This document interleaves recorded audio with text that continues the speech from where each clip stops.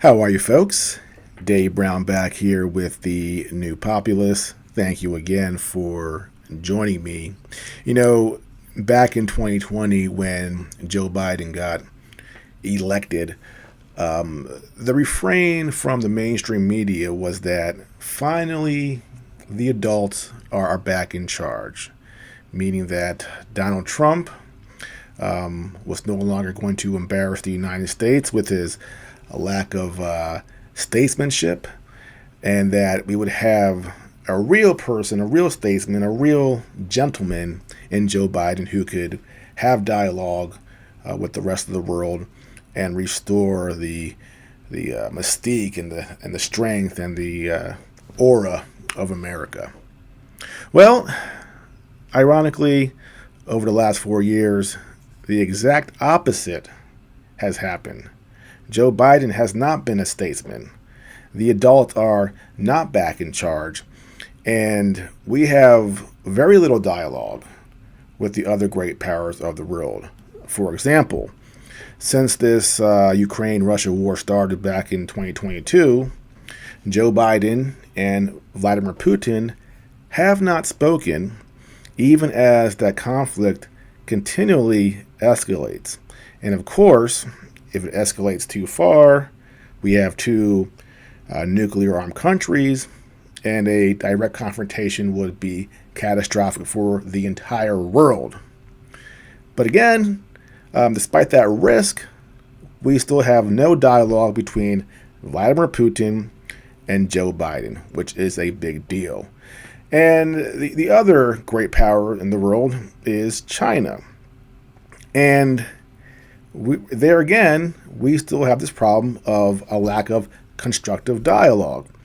We had Secretary Blinken go to China a while back and try to work things out. And right when he got back, what did Joe Biden do? He went to a fundraiser and he called Xi Jinping a dictator and pretty much undid everything that Anthony Blinken tried to do. So, the adults aren't back in charge, and Biden has been an absolute disaster on the diplomacy front. But it's not just Joe Biden. We see this everywhere. I brought up Anthony Blinken. What did Anthony Blinken do that was so embarrassing and showed a lack of seriousness? Well, he went to Kiev, and he met with Zelensky. And then later, he went to a bar or club and actually put on a rock concert where he's playing the guitar. Think about that. The U.S. Secretary of State in a country that's at war decided to, on camera, put on some sort of rock concert. It was absolutely tone deaf, and seeing it was unbelievable. I mean, I just couldn't believe that he would do something so ridiculous. But again, we have some very unserious people in very serious positions. And really, to bring this to its crescendo, we had this last election where we have Kamala Harris and Donald Trump. And Kamala Harris, of course, ran for president in 2020, but she was so bad, she basically had to drop out before there was actually any real voting in the primary. She was that bad despite having the backing of a lot of donors. Then, of course, in 2024, she managed to become the nominee for the Democrats after they forced Biden to the side like a piece of road trash. And Kamala was an absolute embarrassment during the campaign. She couldn't give any real interviews, and even when she was in friendly venues, she was terrible. She had that famous moment on The View where she was asked, over the last 4 years, would you have done anything differently? And what did she say? She said no. And it was a softball question that was meant to help her, but she's so incompetent, so ridiculous, so unserious that she fell flat on her face. And, of course, she lost the election. But that being said, she still got over 70 million votes, which is kind of scary to think that so many Americans would still vote for somebody that is frankly, a complete clown. And she had a recent video addressing her supporters where it seemed like that she was under the influence of alcohol, let's say. It was very strange. And again, very alarming that somebody like her was that close to becoming the leader of the free world. Now, unfortunately, this lack of seriousness isn't just in the United States. It's something we're seeing in the West generally. So many of these young leaders in Europe and the United States just they're arrogant, they're condescending, and they don't seem to understand how to have diplomacy and talk with other countries. And one person in particular is the German foreign minister, Annalena Baerbock. Now, she has gone to China several times to have, obviously, talks, and her efforts seem to be counterproductive because, again, she doesn't seem to understand how to deal with somebody else in a respectful tone. So back in October, she went to China, and this is funny. She landed at the airport, and usually there's a delegation there to meet you. And when she arrived she was met by nobody. So here she is coming down the steps, and when she gets to the bottom, she kind of looks around, going, "Wait a second, there's no one here to greet me. What's going on?" Here's her confusion, like, oh, what's going on? Then, I guess there's no one here. And that's, if that's indeed what happened there, where, there was no one there to meet her, it seems that China has a way of sending a message to some of these people that they're not liked very much, and China, have very little respect for them. So recently, she was back in China, a meeting with her counterpart, and they had a press conference, and they had a closed door meeting. And this is how their meeting was reported by Bild, which is a German publication. And it says here, German Foreign Minister Annalena Baerbock is once again in Beijing. She talked with their counterpart Wang Yi about the Ukraine war and China's involvement in weapons production for Putin's war, among other things. That looks like power and world politics, but hardly anyone in Beijing cares anymore. We know that this government is a thing of the past. Baerbock did meet her counterpart, but he is only something like the gatekeeper in the Communist Empire. Those responsible in the Central Committee of the Communist Party of China are important and powerful. So the German magazine Bild is acknowledging that no one really cares if Annalena Baerbock shows up and says what she says, which they don't care about. And one thing that she does when she goes there is she lectures and makes claims that aren't 100% provable.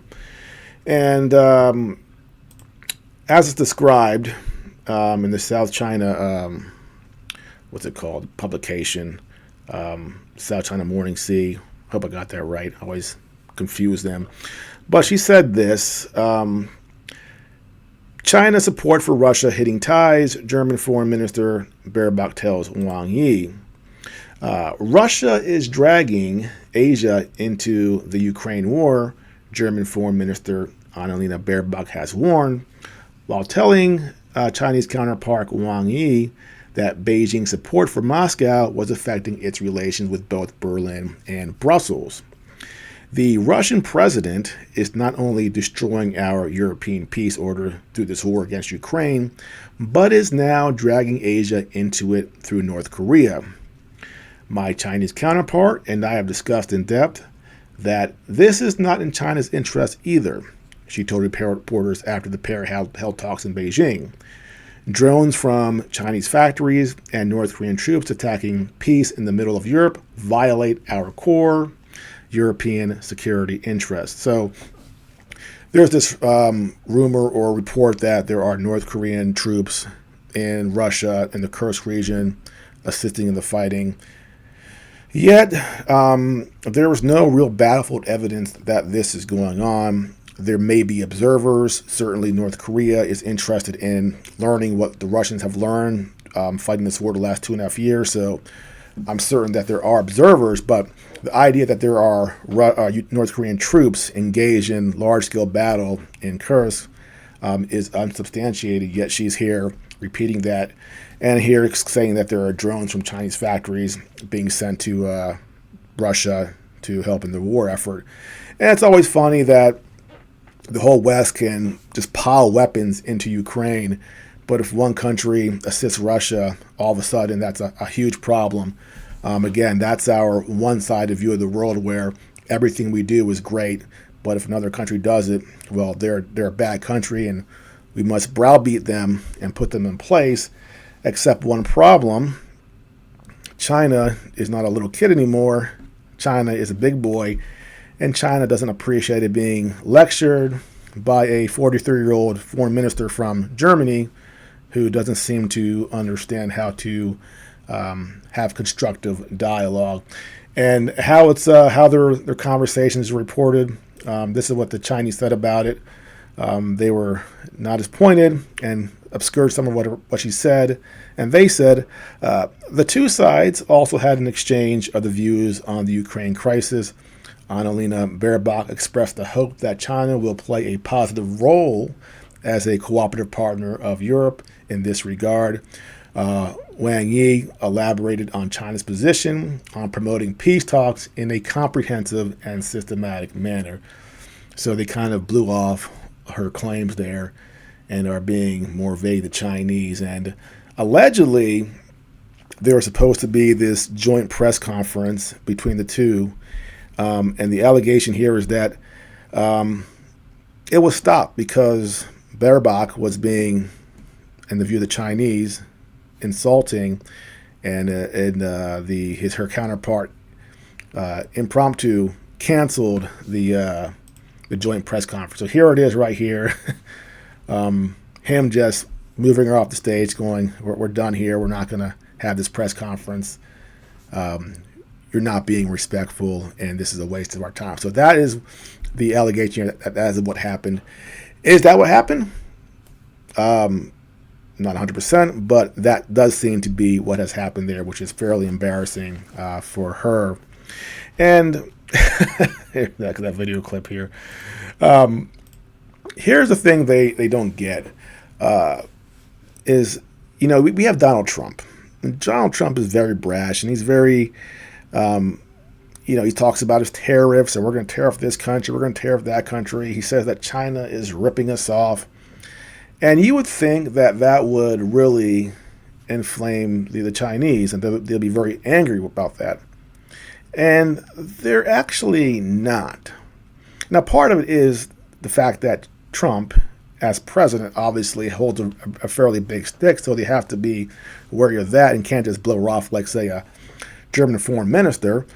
But what the Chinese understand, and this is the point, is that Trump, while he says these things, actually is very serious about having constructive dialogue, meeting halfway, having some sort of compromise where both sides gain something. So that's the irony there. Trump is really loud and barking and seeming unreasonable, but in actuality, he is reasonable, and he will talk to Xi Jinping, and they will have a constructive talk. He will talk to Vladimir Putin, and they will have constructive talks. Because while he's loud, he's not condescending. He doesn't talk to other leaders like they're little kids to be lectured by mommy, the way that the Annalena Baerbock does. He actually respects them. He always says about China, they're smart. I don't blame them for ripping us off. I would do the same thing. So he actually compliments the foreign leaders, and who he's really attacking is the Washington establishment for being greedy, for being corrupt, for being dumb, and not being serious, and not engaging the rest of the world in a serious way that is good for the United States and good for the world generally, because dialogue is what we need to have peace. Without peace, dialogue, there is no peace. In the last 4 years with Joe Biden, we've had no dialogue with the Russians, very little, and very little dialogue with the Chinese. And so hopefully, with Trump back in power on January 20th, that dialogue returns and we actually have a serious person back in the White House. Well, that is it for now. If you are new to my channel, please like and subscribe, and I'll see you next time.